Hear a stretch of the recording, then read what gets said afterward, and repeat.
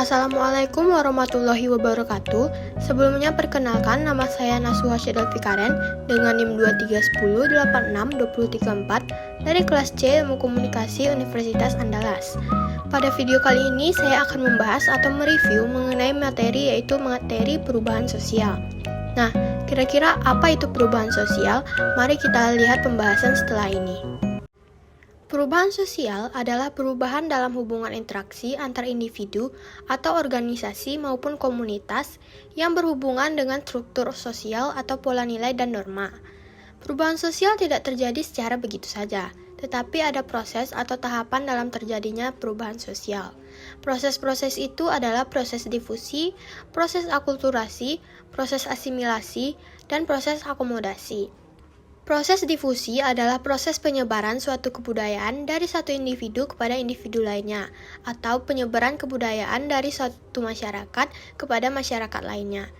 Sementara proses akulturasi adalah proses percampuran suatu kebudayaan dengan kebudayaan lainnya tanpa menghilangkan kebudayaan yang asli.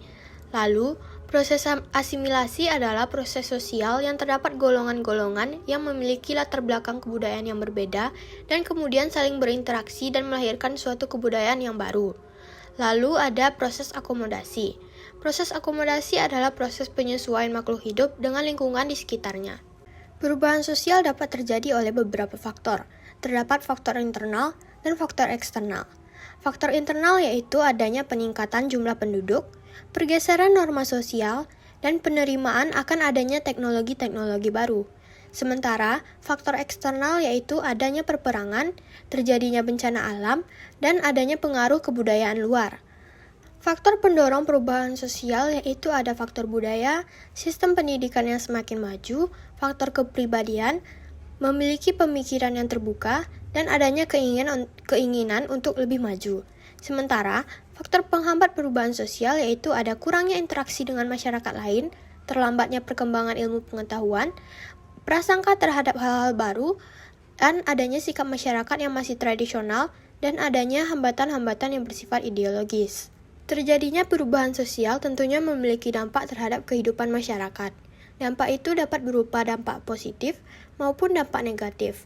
Dampak positifnya yaitu perubahan sosial meningkatkan kualitas kehidupan masyarakat di berbagai aspek atau berbagai bidang, seperti bidang pendidikan, bidang ekonomi, bidang kehidupan sosial, dan bidang kehidupan budaya.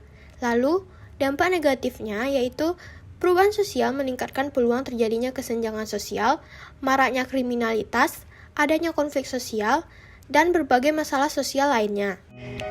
Dari pembahasan tadi, maka dapat kita simpulkan bahwa perubahan sosial adalah perubahan yang terjadi dalam masyarakat yang berkaitan dengan hubungan antar masyarakat itu sendiri. Perubahan sosial memiliki dampak terhadap kehidupan masyarakat, baik dampak positif maupun dampak negatif. Dampak positifnya yaitu meningkatkan kualitas kehidupan masyarakat, sementara dampak negatifnya yaitu meningkatkan kesenjangan sosial. Dari pembahasan tadi, saya harap pembahasan yang saya sampaikan dapat bermanfaat dan mudah dimengerti bagi kita semua. Sekian saya ucapkan, wassalamualaikum warahmatullahi wabarakatuh.